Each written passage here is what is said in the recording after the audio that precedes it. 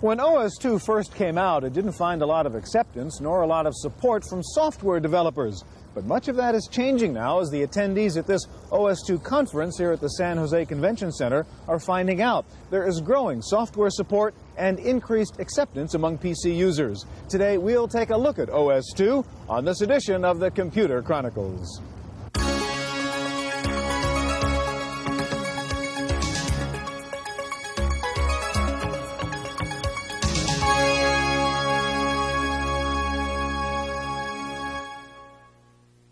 Computer Chronicles is made possible in part by the Software Publishers Association, providers of educational materials to help manage software. Don't copy that floppy. Welcome to the Computer Chronicles. I'm Stuart Chaffee, and with me today is Greg Kelly of Digivox. And Greg, you have a program called Sound Impression that's on the computer here. What is Sound Impression? How do you use it? Sound Impression is a desktop recording studio. What we've done is to take the power of a traditional studio and bring it right down to the desktop. All right, what are the things we see on the screen? So what we have here are mixing controls for the different types of audio. Here we have our wave recorder and player, which has 16-track capability. This is a MIDI player. And this is a CD player for playing regular music CDs. So, for instance, I can be playing CD while I'm working in some other program. Okay, now show me how you could actually pull up a piece of sound and how you'll put all the tracks together and so on. Okay. What we'll do here is we'll go to our mixer, and we can have dropped in different tracks that we've previously edited, and now we wanted to mix them together, and now I'll play this composition here.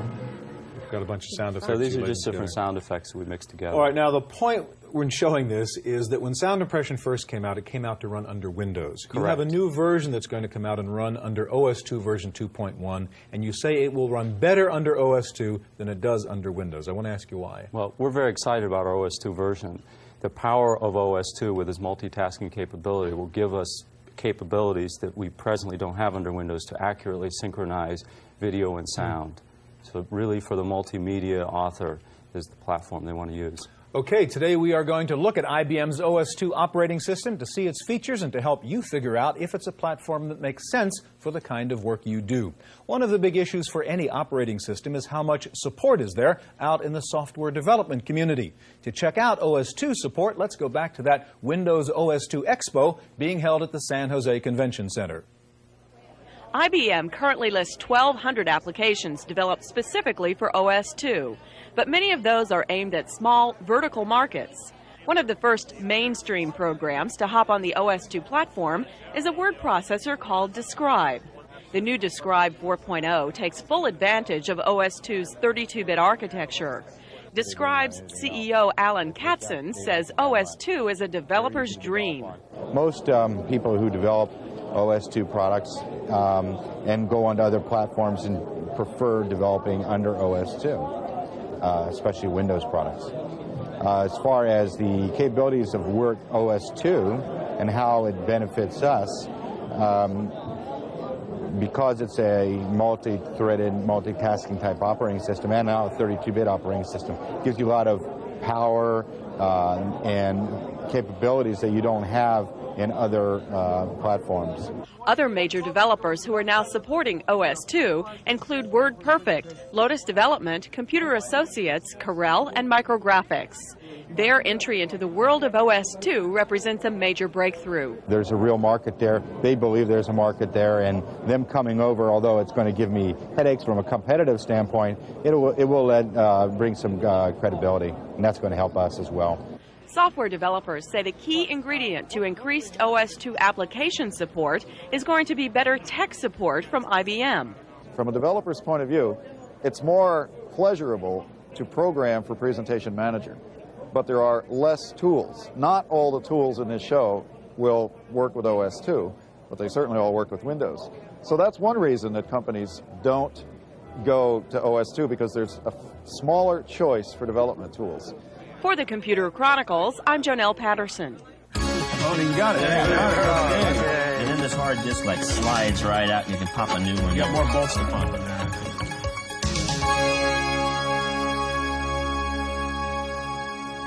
To many PC users, OS2 is just a name, yet to others it's an operating system that provides unmatched power. We'll find out what it can do now from, first of all, George Oliver, Manager of Information Technology at the Royal Bank of Canada, John Sawyering, IBM's Manager of Independent Software Development, and here to help us understand all of it is Edwin Black, who's the publisher of this new magazine for OS2 types called the OS2 Professional. Edwin, the perception is there's a war out there between IBM and Microsoft, between Windows and OS2, and that Windows won and OS2 lost. It's not that easy, is it? No, I think there was a war, and I think the war is over. It ended last fall during Comdex when Windows NT failed to show. Right now, OS2 has demonstrated that it has revolutionized personal computing. It is a system that is so revolutionary, it will actually give time back to its users, take the frenzy out of personal computing. And I'm speaking of the multitasking. I'm speaking of the fact that a simple individual can do 10 things at once, not through his own energies, but through the energies of the computer, which is why OS2 is known for harnessing the computer and not the operator. Okay. All right, you got one fan there, John. All right, let's turn now to take a look. And you're going to show us version 2.1, the newest version of OS2, That's which correct. is just coming out. First of all, what are the differences between 2.1 and 2.0? Well, first of all, in OS2 2.1, we can run some additional applications that we were unable to run in OS2 2.0. OS2 2.0 was able to run most DOS applications and Windows applications, but there were a few Windows applications we couldn't run, and those were called enhanced mode Windows applications. There's a couple of them on this system right now that are installed, like Wolfram's Mathematica or the OmniPage Professional, which is a scanning application, which are enhanced mode applications which under OS2 2.1 now are able to run. Okay. In addition, DOS and Windows applications run much faster under this release of the operating system, and we integrate into the operating system multimedia features, which now will be standard on every we'll system. get to see that a little bit later on. Yes, First of all, just give us a little introduction to this OS2 desktop and some of the things you can do, John. Okay, what many people so far have found very attractive is the ease of use, and many compare this to the Apple Macintosh, and some argue that it's easier to use than the Macintosh because it builds into an object-oriented interface facilities such that a user can manipulate what are viewed to be everyday objects just by directly show me what you mean pointing on to the them screen, John. and dragging to them. So what we'll do is take a look at a folder. For example, I've created a folder and called it Computer Chronicles. It looks like a manila file folder. If I point to it and double-click, a program starts up which opens up that folder, and in it I have a document called Top Secret. If I point to this document, I can just double-click it. And what happened really underneath the covers is that the computer system knew to go and start a particular editor and load a particular document, and it brought it up for me. I didn't have to deal with an application or deal with any file systems. The computer handled that for me, and that's the object-oriented nature that makes it easier to use. What other examples would you have? Now, part of it's direct manipulation also. For example, if I want to move something from a file, I can just take it out of the file folder and move it over. Or if I want to file something in a particular document, I just dragged it over. I can also shred it or delete something just by bringing it over to a shredder. Dragging it over and dropping on the shredder, and it'll prompt me in case I didn't do that accidentally, but it will now delete it, and it's been deleted from that folder. So those are just some of the basic manipulations where before you might enter through cryptic commands or through menus and having to select from menus to perform an operation. Now you're pointing to something, just dragging and dropping, and people are finding that to make the system very easy to use. And you can open up DOS applications, Windows applications in here? Absolutely. That's one of the attractive features. We call this the integrating platform because you can take existing DOS applications, existing Windows applications, install them, and have the user get additional benefits above and beyond running them in their Could you do native that for us? I environment. mean, I see you have 1, 2, 3 down there, or you have Windows. Yeah, actually, processor. what we have here is we created a document called PC Sales Forecast. That's another thing you can do is you can put very long names instead of short cryptic names that follow an 8.3 format. And if I point and click at this, an existing DOS application, Lotus 123, now is really taking advantage of the object-oriented characteristics. I pointed, the system loaded the application, started it, and it loaded a file, which is my forecast file, automatically into the system. I'll just shut that one down. And how about a Windows example? Okay. A Windows example would be Lotus's Omni Pro, which is represented by this icon. Again, pointing and clicking, and it brings up the document, and users get some benefits in this, more memory space, and the ability to interoperate between DOS applications, Windows applications, and OS2 applications. You can actually use that principle, I think you showed me before, of actually changing the color of your your background and a lot so on of people directly? like that. They get fairly stylish at times. Let's open up this file folder. It has a white background or grayish background. Let's say we don't quite like that and we want to change it to this orangish background. You can Being drag from and drop Texas, color, basically. Yeah, this is the color of the University of Texas right here, so it's an appropriate one. Okay. And it's as simple as that to change Yeah. color. You can change fonts just as easily. All right, George, I want to turn to you, and you've got a separate IBM ThinkPad there you're using. You're a user of OS2, and show us some of the features you like about using OS2 versus some of the other platforms. Pretty much the same kind of idea. In the bank, we have been crippled by DOS in terms of getting business application out the door. We spent more time re-engineering and figuring out memory maps, and you know, and our network is many thousands of PCs. So it's really important for us to get away from the handicaps of DOS and into the next generation of operating system. And some of the ease of use stuff that John talked about also impressed us as well. But a lot of the stuff that we're doing is actually the inherently underneath the glass is really what we're after. The wallpaper is yours, by the way. I take it that doesn't come with OS2. This is a standard raw bank wallpaper at the back here. Okay. What I'd like to show you is basically I'm doing the same thing. I'm bringing up memos. This actual notepad is my notepad. I use this all the time. Again, you can call things the update paper feedback and call things meaningful names. I've also installed the latest CC Mail, and I believe you're getting We'll see a full look at CC Mail under OS2 later. Basically, what I'm doing there is directly manipulating that document and saying I want to send it to someone. Up comes the CC Mail-based application. Automatically, it's attached as an attached document. I want to send it to myself for the purposes of this demo, and basically give it a title, and then go off and say, okay, mail that document. So you can imagine the ability to do that is very, very important for us because it reduces the amount of time, reduces the training, reduces the complexity of the underlying operating systems. What I'll show you there is basically that's arrived. There's a new file that arrived. I can double-click on that file, bring it up, let people have a look at it. More importantly, the ability to take multiple vendors' products and have them work seamlessly together. All on the same desktop. Yeah. So basically I'm saying here is double-click on that attached file. What happens was, under the covers, the operating system said that is a process, a word process document. Bring up the word processor. I didn't have to file the document, find it in a directory. All that kind of complexity is basically hidden from the viewer. Quickly, George, you have one little neat thing up there. I know it doesn't have much to do with OS2, but you have a utility up there called the mouse odometer. I know our viewers would like to see. The mouse odometer is a critical app, in my opinion. So, mouse odometer, I'm Canadian, so of course it's in kilometers. Yeah. And you can see that, of course, it's calculating how much distance this mouse is doing over this session. And since January the 10th of this year, it's done 1.618. So it's a real busy little mouse there. All right, gentlemen, thank you very much. Well, at the moment, OS2 is the only 32-bit operating system on the market, but hovering out there somewhere is Windows NT from Microsoft. To find out what NT can do, we went to the Ziff Davis Labs in Foster City, California, where they're beta testing Microsoft's 32-bit platform. The engineers at the ZD Labs are evaluating Windows NT for its potential as an application development platform and for its usability. Labs Director Bill McCrone says the standout feature of NT is its connectivity. I mean, we've done things here where we've hooked it up to a Unix server via TCP/IP. We've run SNA protocols and hooked it up to our mainframe. We've had it on a NetWare LAN and had it intercommunicate with all of these things more or less transparently. It's not a distributed operating system, but it is a good communicating operating system.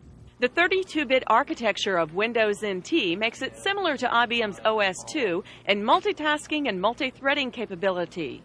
The big difference, though, is NT's ability to run on multiple processors.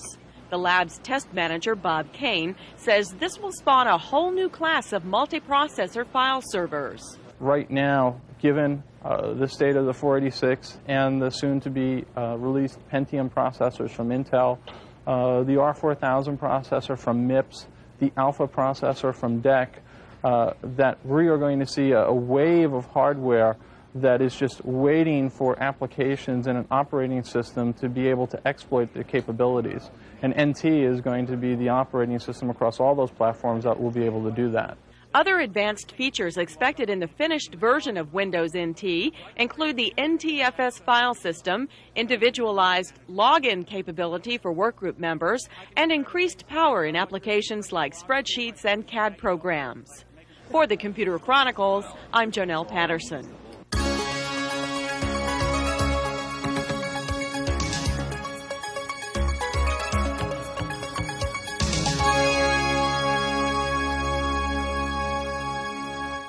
While Windows NT is still in development, IBM is releasing version 2.1 of OS2, as we mentioned earlier. So let's find out more about what OS2 can do. Joining us now, Carl Wong of Lotus Development. Back with us, John Sawyering of IBM, whose proper title should be Director of Software Development Programs. And back with us, Edwin Black of OS2 Professional.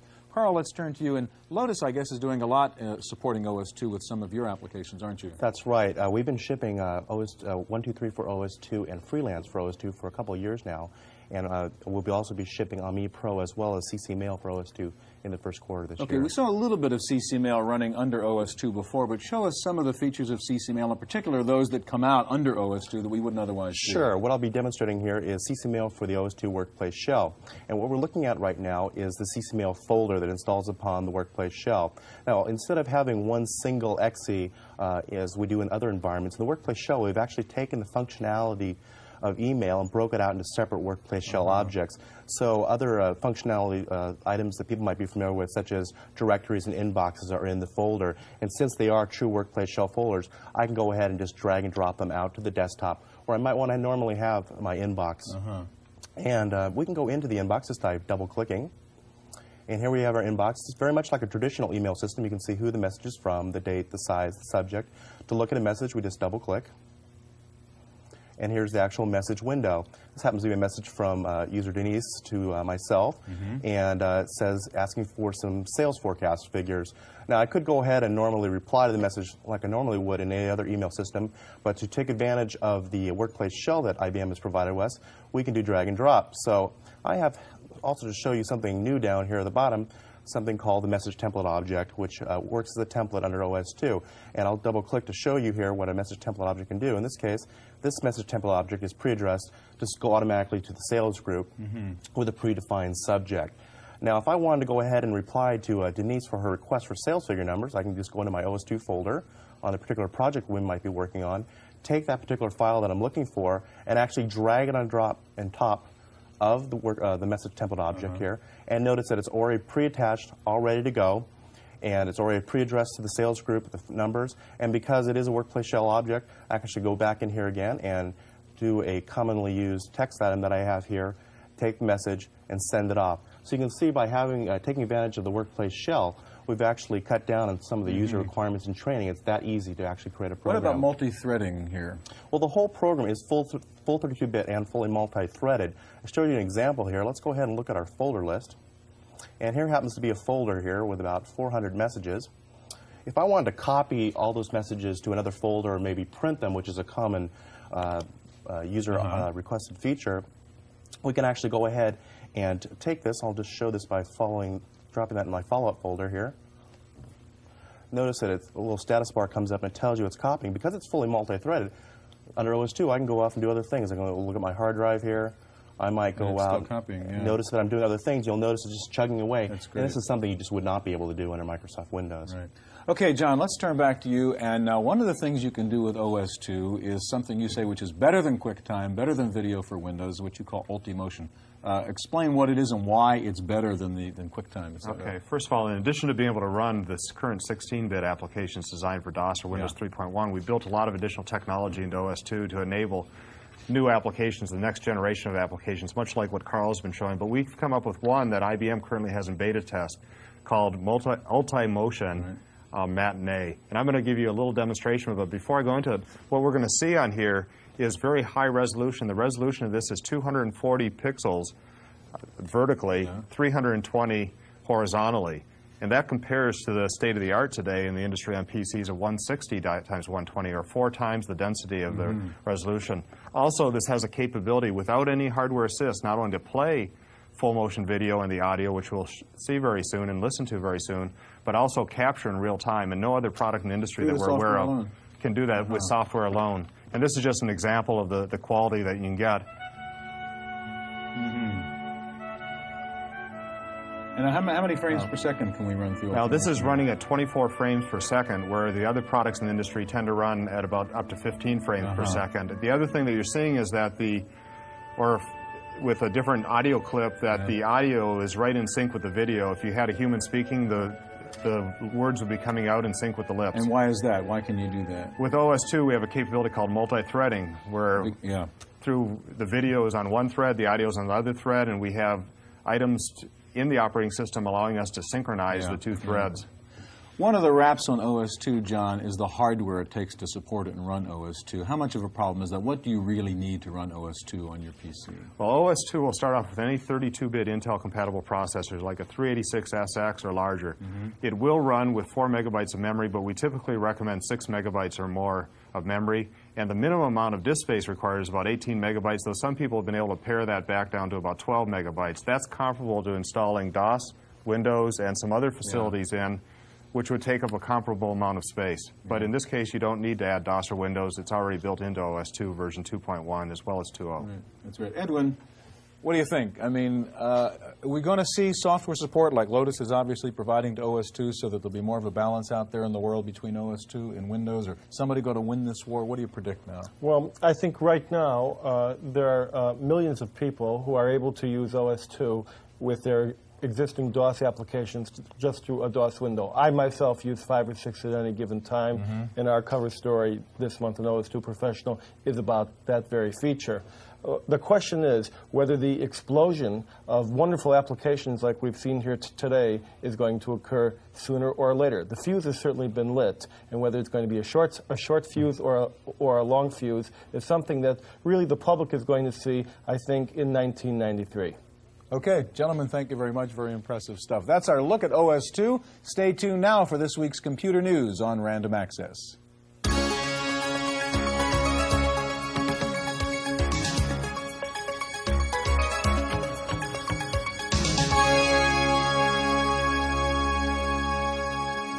In the Random Access file this week, Digital Equipment announced a new series of PCs called the DEC PC MT. The new line features high-performance graphics technology for multimedia applications. It also takes up less desk space than a standard PC with its micro-tower design. Borland plans to bundle its Windows-based Quattro Pro and Paradox. The package will be offered for under $200 for a limited time. WordPerfect is shipping WordPerfect for the Macintosh version 2.1.3. The upgrade integrates the word processor with Grammatic 5 and the compression program Stuffit.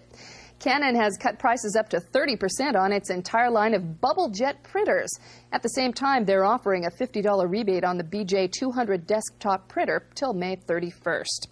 Taking a look at the best-selling utility programs, according to Egghead Software, Stacker for DOS and Windows 3.0 is #1 on the PC side, while Fun Screensavers from Berkeley Systems are the leading products on the Mac.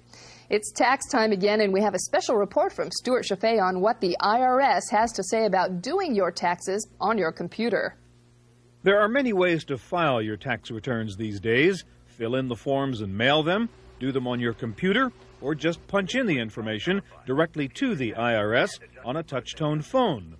But using technology to do your taxes doesn't give you an excuse for making mistakes. The taxpayer is always responsible for their own tax return, regardless of what medium that they use, and that's what you're basically doing when you sign your return. And when you're talking about the taxware packages, it's still the information that the taxpayer gives to there. But for audit, you're no more or less subject to an audit filing this way than any other way. The IRS is experimenting with electronic means of filing because, like any other organization these days, it's looking for ways to do its work more efficiently. But when you have 100 million people sending you their paperwork the same night, the challenge is a big one. So the IRS is hoping taxpayers will use computers and telephones, and not just the mail, to file their returns. IRS definitely wants taxpayers to use all these different alternatives. We're trying to make it less fearful, more comfortable. People are more comfortable with a PC, and it's just an alternative that an individual could use. 10 million people are expected to file their taxes electronically this year. At the moment, only professional tax preparers are authorized to send your returns directly from their PCs to the IRS. But the Internal Revenue Service is trying other ways to make tax time easier. You can now buy software that lets you do your taxes simply by answering some questions on the new Form 1040 PC. In Ohio, the IRS is now experimenting with telephone filing. You call a toll-free number, and with a touch-tone phone, just enter your wages, deductions, and withholdings. Each year we try to add either an addition to the current program that we have or another alternative, and I do see that the system will be changing as people become more comfortable with PCs and have more personal computers in their home, become more comfortable with it. I see that this will be definitely a growing trend. For more information on tax preparation software available, look for the March issue of Home Office Computing or PC World magazines. That's it for this week's Computer Chronicles. I'm Janelle Stelson. Computer Chronicles is made possible in part by the Software Publishers Association, providers of educational materials to help manage software. Don't copy that floppy. Video cassette copies of this program are available. Computer Chronicles also publishes a companion newsletter containing details on products demonstrated, plus background information on program topics. To order a video cassette or a subscription to the newsletter, call 1-800-366-9484 or write Computer Chronicles. Please specify program subject for tapes. All orders include a free software program for auditing software use and information on the definitive guide to keeping your organization's software legal.